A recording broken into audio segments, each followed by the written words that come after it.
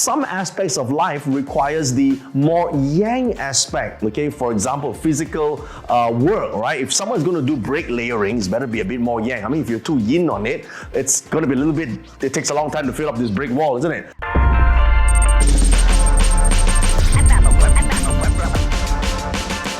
So today I'm going to talk about one of the most fundamental concepts of metaphysics, which is yin and yang. Now, yin and yang, I think mostly people understand this as the dual forces of positive and negative, of light and dark, of evil versus good, or strong versus weak, tall, short, all the opposite elements, okay?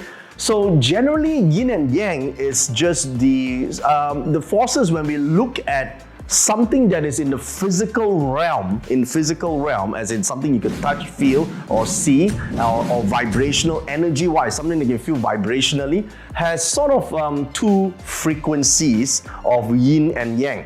So anything that comes to existence, for example, human beings as a physical body, right? So there's a male form and female form and so forth. Now, even in the internal wise, in terms of your feelings, your nature, even nature itself can be divided to yin and yang, or duality, okay? Now, so these two things are part of the concept of a person's destiny chart, because when you look at a destiny chart, it's a physical life someone is living. So inside the physical life itself, on the year, month, day, hour of birth, for example, all the components is a culmination or a combination of yin and yang. So some people say, is it better to have a full chart that is yin or better to have a full chart that is yang? There's no better or worse. It depends on context. It depends also on the nature and lifestyle and the choices that you make in life. Some roles that we play in life requires us to be a little bit more yin. For example, the nurturing aspect, caring for another person, sympathy, empathy, compassion. You gotta be more receptive. That's the yin aspect. Some aspects of life requires the more yang aspect. Okay, for example, physical work, right? If someone's gonna do brick layering, it's better be a bit more yang. I mean, if you're too yin on it, it's gonna be a little bit, it takes a long time to fill up this brick wall, isn't it? Right? Or maybe certain sports might require some to be more yang, more expressive. So yin and yang can also be receptivity or perception, as well as yang represents expression. So in Feng Shui, one could adjust by direction and sort of location of a house to sort of balance and interact the yin and yang, or in terms of one who like to cultivate meditation and go inwards to understanding the duality of nature itself, then one could use the direction, location, and time-wise to actually do that. But one thing a lot of people don't understand, that duality of yin and yang actually comes from what this is called Mogek.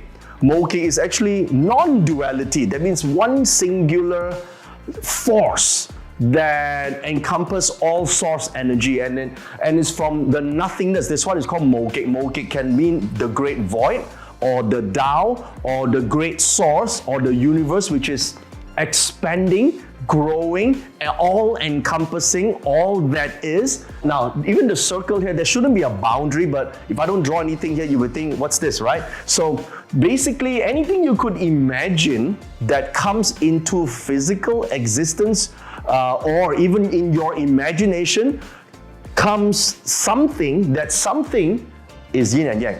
So when from nothingness comes, for example, your mind will become a yin and yang.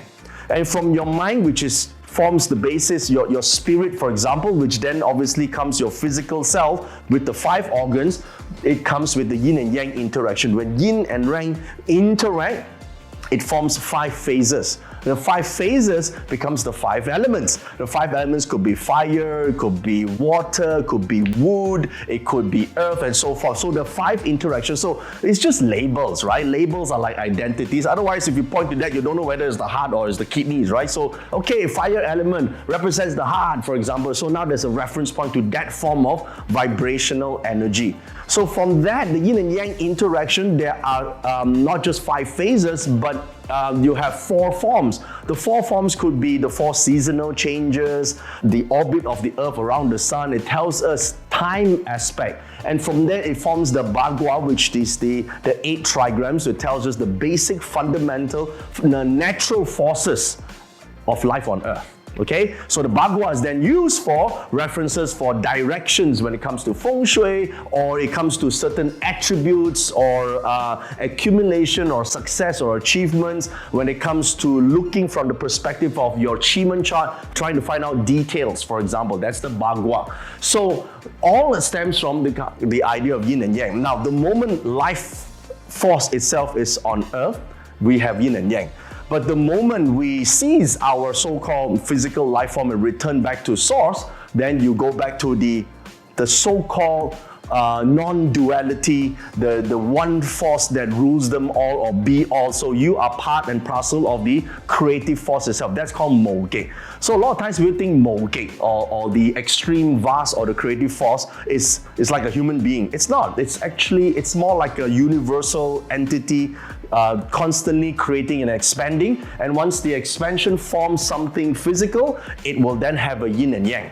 Solid, which is the yang part, and then the nuances, the details, the what it means, the values it carry could be the yin part. The human being has the solid, which is the yang, and the internal nature, character, the thoughts, which is the yin. So everything will have that duality, and duality creates existence. Okay, so that's the concept of yin and yang. Now, of course, this is just for understanding. In actual application in terms of Feng Shui and Bazi, basically it's just certain elements that are yang, certain elements that are yin. It's sort of a ready-made template. You just have to apply it accordingly if you want to increase or decrease certain elements so that you get the outcome that you want. Likewise, in all studies, you first need to know what you want in order to actually deploy any form of yin and yang adjustments into your astrology or your Feng Shui chart. Okay, so this is just a basic understanding of what we call the duality forces of yin and yang. Check inside the description for the link.